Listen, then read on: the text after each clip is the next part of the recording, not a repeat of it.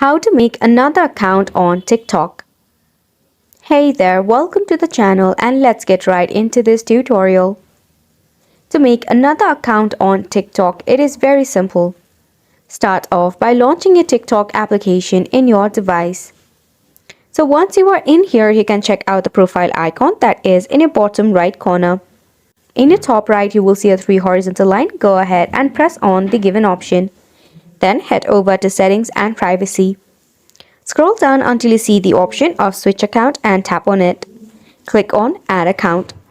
Now over here you can manually enter your phone number to create a brand new account.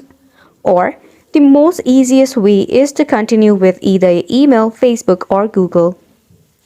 For my convenience, I'll be selecting Continue with Google. If you have multiple accounts just like me, just select on a particular account to connect with your TikTok. Just enter your birthday. Then tap on the next button and tap on OK.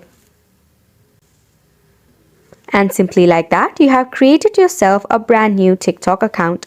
Hopefully this was helpful to you. Thank you so much for tuning in. We will see you very soon.